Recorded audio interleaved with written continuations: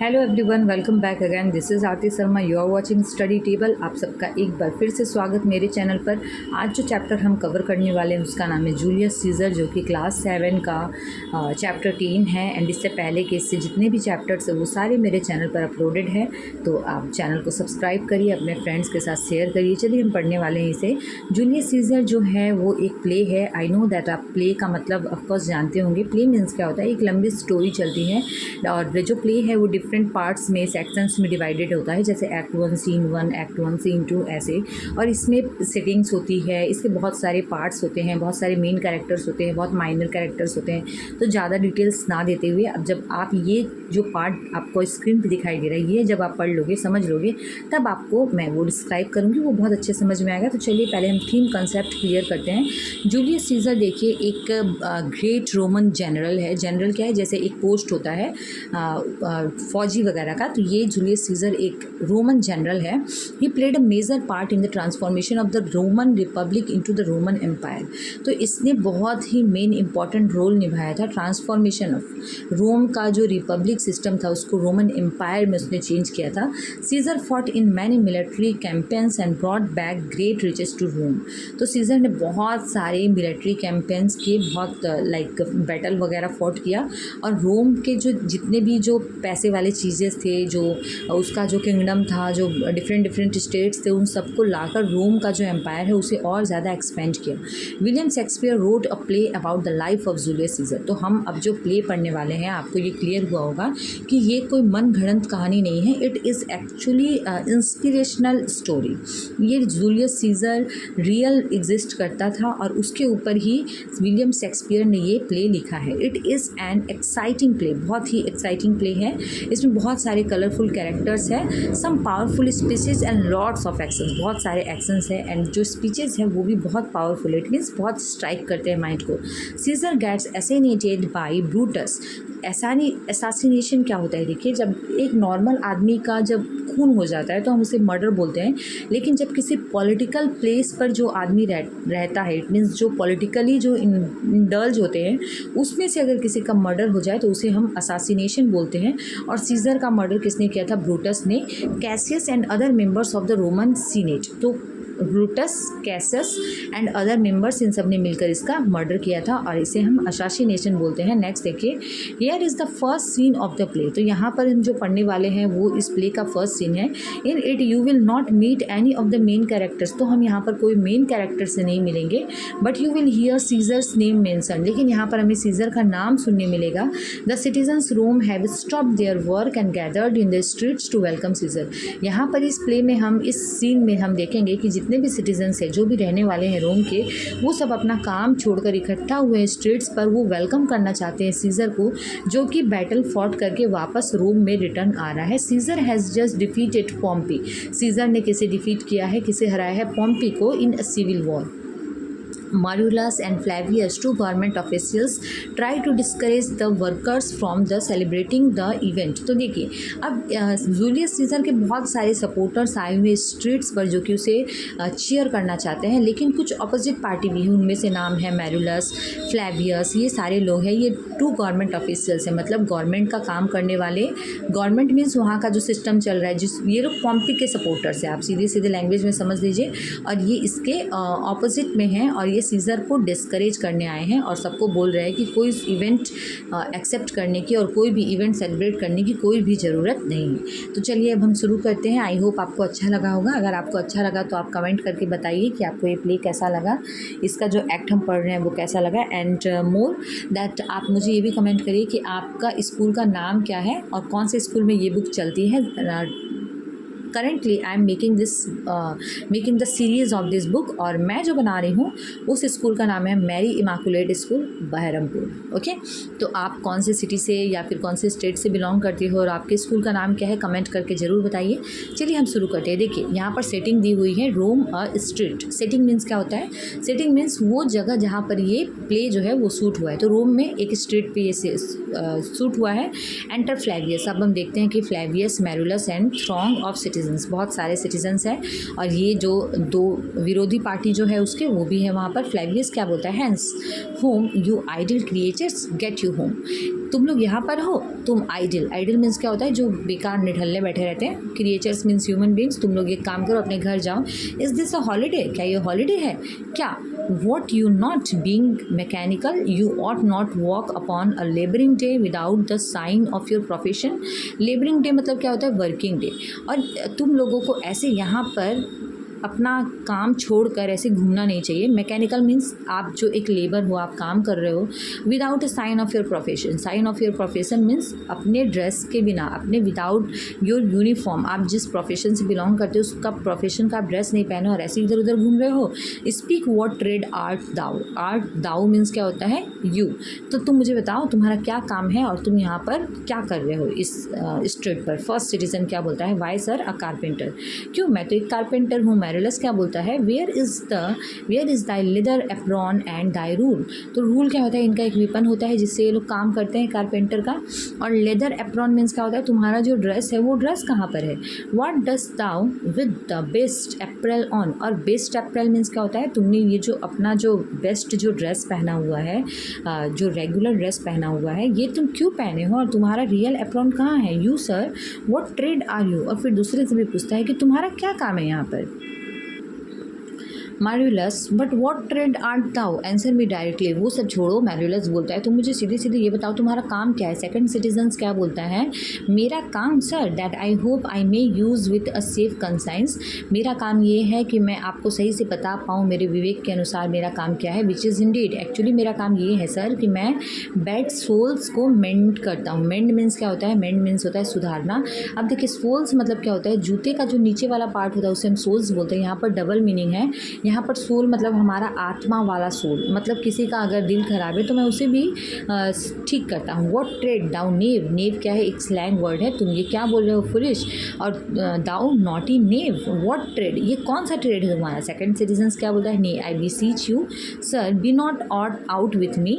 बिसीच means क्या होता है, रिक्वेस्ट करना, मैं आपसे रिक्वेस्ट करता हूँ। डू नॉट आउट विथ मी मतलब आप मेरे साथ गलत तरीके से बात ना करें। आपने ये जो नेव वर्ड यूज़ किया वैसा वर्ड मेरे लिए यूज़ ना करें। Yet if you be out sir I can mend you, अगर फिर भी आप अगर गलत तरीके से बात करते हो तो मैं आपको भी ठीक कर सकता हूँ, आपको भी मेंड कर सकता हूँ। मैंने बोला ना यहाँ पर ये डबल मीनिंग वाली बात कर रहा है।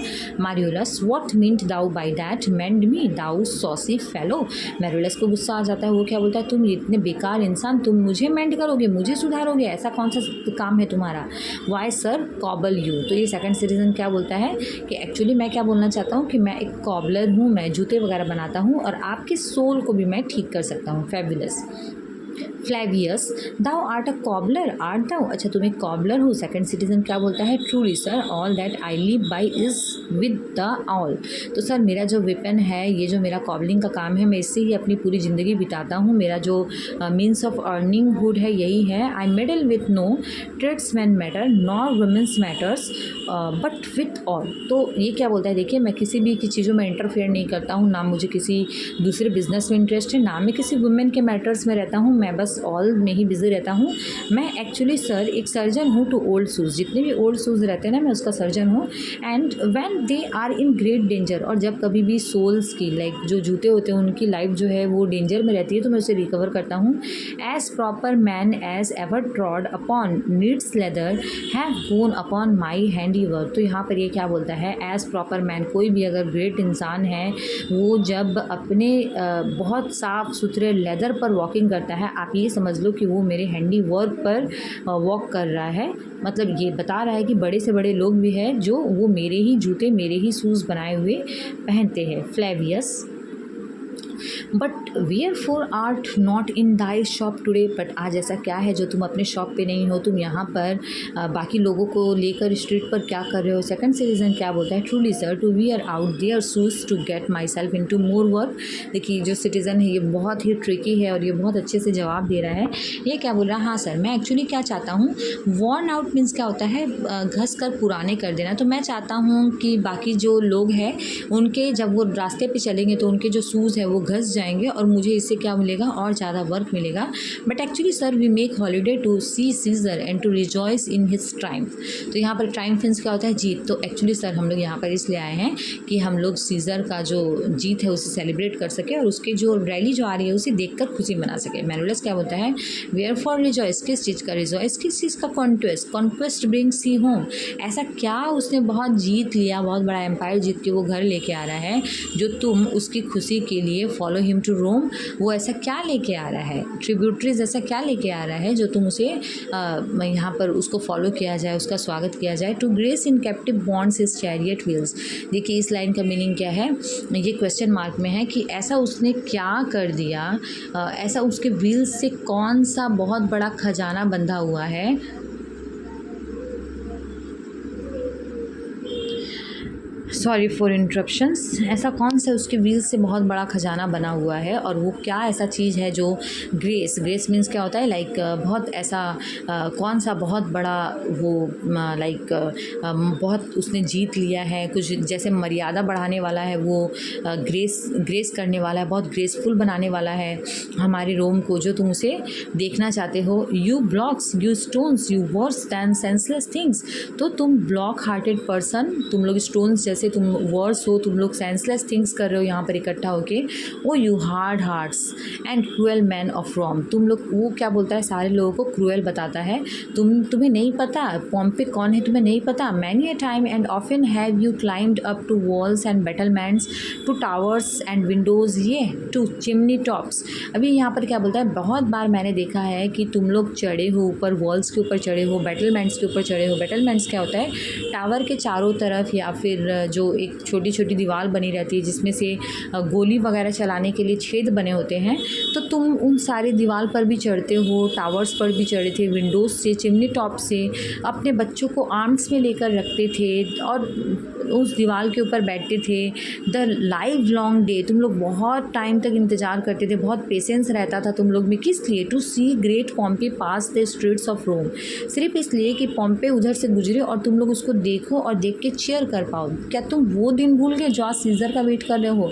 And when you saw his chariot but appear, और जब तुम देखते थे कि उसका चैरियट आ रहा है तो ये तुम लोग इतनी ज़ोर से आवाज़ करते थे, यूनिवर्सल साउट करते थे, that Tiber trembled underneath her banks. Tiber क्या है, टाइबर वहाँ की एक नदी है और वहाँ पे तुम्हारे आवाज़ से वो जो नदी है ना उसके बैंक्स में भी शेकिंग आ जाती थी, मतलब इतना उफान आ जाता था। To hear the replication of your sound made in her concave shores. देखिए जो कॉन्केव सोर्स, इस फ्रेज का मीनिंग क्या है कि तुम इतनी ज़ोर से तुम लोग चिल्लाते थे, यूनिवर्सल साउट होता था कि तुम्हारे आवाज़ से, तुम्हारे साउंड से टाइबर नदी में भी कॉन्केव सोर्स, मतलब उसमें भी उफान आ जाता था।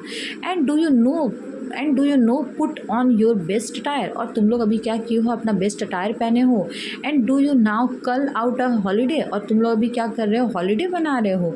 And do you now strew flowers in his way, और अभी तुम उसके रास्ते पे फूल बिछा रहे हो और उसके इंतज़ार में तुम यहाँ पर वेट कर रहे हो, that comes in triumph over Pompey's blood. और इससे पता क्या चलता है, देखिए इस लाइन से बहुत इंपॉर्टेंट लाइन है कि जूलियस सीजर से पहले वहाँ पे पॉम्पी का राज होता था और पॉम्पी को हराकर जूलियस सीजर आ रहा है।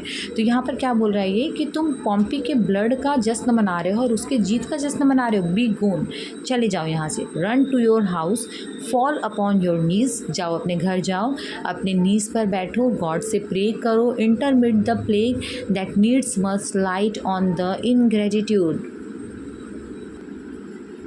यहाँ पर देखिए ये जो 2 गवर्नमेंट ऑफिशियल्स है ये इन लोग से क्या बोलते हैं कि तुम जाओ अपने घर पे, प्रेयर करो, प्रेयर वाले पोजीशन पे बैठो और गॉड से ये प्रार्थना करो कि तुमने जो ये इनग्रेटिट्यूड दिखाया है पॉम्पी के प्रति, उस पर गॉड थोड़ा सा तुमको दया दिखाए और तुम्हें उसके लिए माफ़ी दे, पनिशमेंट ना दे। फ्लैगियस क्या बोलता है, go good countryman and for this fault, तुम जाओ इस तुमने ये जो फॉल्ट किया है उसके लिए, तुम जितने भी तुम्हारे जैसे लोग हैं जो पुअर मैन है जिन्होंने इस तरीके का क्राइम किया है, जो कि जूलियस सीजर को सपोर्ट कर रहे हुए हैं उन सबको इकट्ठा करो, असेंबल करो and draw them to Tiber banks, और उन सबको टाइबर बैंक्स जो कि टाइबर रिवर है उसके पास लेके आओ और वहाँ पर बैठ के रो, और इतना रो इनटू द चैनल कि जो नदी की जो धारा है ना उसका जो लोवेस्ट स्ट्रीम डू किस द मोस्ट एक्सॉल्टेड, जहाँ पर सबसे छोटी लहर आती है वहाँ पर भी इतना रो कि तुम्हारे जो आंसू जो है ना वो एकदम एक्सॉल्टेड कर दे नदी को। एक्सॉल्टेड मीन्स उसमें भी उफान आ जाए और वो भी नदी जो है वो पूरी फुल ऑफ वेव्स हो जाए। यहाँ पर जो यूज़ किया गया है फिगर ऑफ स्पीच जो है वो यहाँ पर है एग्जैजरेशन का, मतलब किसी भी बात को बहुत बढ़ा चढ़ा कर बोलना, ये यहाँ पर यूज़ किया गया है। नेक्स्ट देखिए क्या लिखा हुआ है, जितने भी सिटीजन्स हैं वो वहाँ से चले जाते हैं। See whether their basest metal be not move. देखो अब हमने जो उसे इतना कुछ बोला, इनका जो स्टोन हार्टेड जो दिल है वो पिघलना चाहिए। They vanish tongue tied in their guiltiness, और उन्होंने जो क्राइम किया है उसके चलते वो ना अपना मुंह बंद करके गिल्ट में यहाँ से चले गए हैं। Go you down that way towards the capital, capital is the name the place.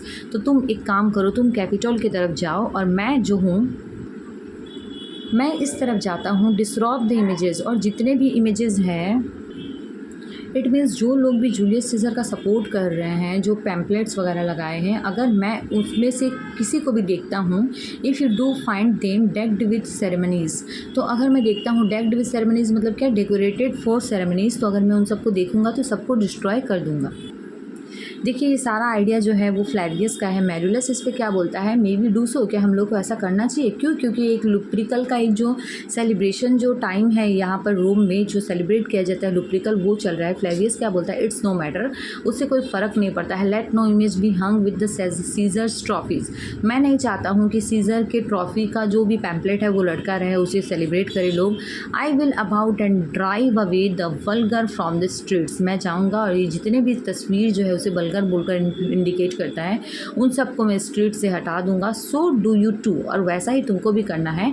Where you perceive them thick, तुम कहीं भी देखो कि देम यहाँ पर किसके लिए आ रहा है, क्राउड के लिए आ रहा है। जो अगर लोग वहाँ पर भीड़ लगाए, अगर इकट्ठा हो जाए, these growing feathers plucked from Caesar's wing will make him fly on ordinary pitch, who else would soar above the view of man. यहाँ पर ये क्या बोल रहा है, देखिए एक लाइन इसकी और है, and keep us all in servile fearfulness. यहाँ पर ये क्या बोल रहा है कि ये जो ग्रोविंग फिदर्स है, ग्रोविंग फिदर्स मतलब ये जो सपोर्टर्स हैं, इन सबको हमें उखाड़ कर फेंकना पड़ेगा सीजर्स के विंग से। He wants to say that Caesar का जो सपोर्टिंग विंग है वो यही सारे लोग हैं, और ये जब इसको सपोर्ट करेंगे ना तो वो ऐसी फ्लाई लेगा जो कि ऑर्डिनरी पिच से बहुत ऊपर होगा, मतलब ऑर्डिनरी जो लोग होते हैं उससे वो बहुत ज़्यादा हाई हो जाएगा Julius Caesar. Who else would soar above the view of man, और वो इतना ज़्यादा उड़ान भरेगा, इट मीन्स वो वहाँ पहुँच जाएगा जहाँ पर हम जैसे ऑर्डिनरी लोग उसे देख भी नहीं पाएंगे और समझ भी नहीं पाएंगे। And keeps us all in servile fearfulness, तो हम लोग हमेशा उससे डरे हुए रहेंगे और इसीलिए हम लोगों को ऐसा करना पड़ेगा। तो ये एक एक्सट्रैक्ट था, यहाँ पर एक्ट 1 सीन 1 पूरा कंप्लीट भी नहीं है। आई होप आपको अच्छा लगा होगा। विलियम शेक्सपियर के थ्रू लिखा हुआ है, बहुत ही great poet and playwright थे। चलिए थोड़ा सा आपको इसके बारे में भी बता देती हूँ, जो वाइडली रिगार्डेड है greatest writers of the English language. तो इंग्लिश लैंग्वेज में इनको बहुत ही बड़े राइटर के रूप में माना गया है, और one of the best dramatist. Dramatist means क्या होता है, जो लोग प्ले लिखते हैं उसे हम ड्रामाटिस्ट बोलते हैं। उन्होंने करीबन 38 प्लेज लिखे हैं, 154 सॉनेट्स लिखे हैं। What is sonnet? Sonnet is actually also a poem, but it is the different form of the poem. और बहुत सारी पोएम्स लिखी है over the world. His work have been translated into many languages. उसके words जो languages जो भी उसके वर्क्स हैं उसको बहुत सारे लैंग्वेजेस में ट्रांसफ़र भी किया गया है और पूरे वर्ल्ड में पढ़ा जाता है। His words will leave on for ever. उसके जो वर्ड्स हैं वो हमेशा ज़िंदा रहेंगे। क्यों? क्योंकि बहुत सारे कोट्स जो है ना जो राइटर ने लिखे हैं इंग्लिश स्पीकिंग वर्ल्ड में आज भी यूज़ किए जाते हैं। और शेक्सपियर देखिए 1616, आज कौन सी सदी आ गई है, 2024, फिर भी ये गोइंग ऑन है। तो मुझे नहीं लगता है कि कोई भी स्टूडेंट है जो शेक्सपियर का लैंग्वेज, राइटिंग, पोएम्स वगैरह पढ़े बाहर निकल सकता है अपने एजुकेशन सिस्टम से। बहुत ही अच्छी इन्होंने की है, राइटिंग की है। Thank you so much for watching study table, and मिलते हैं।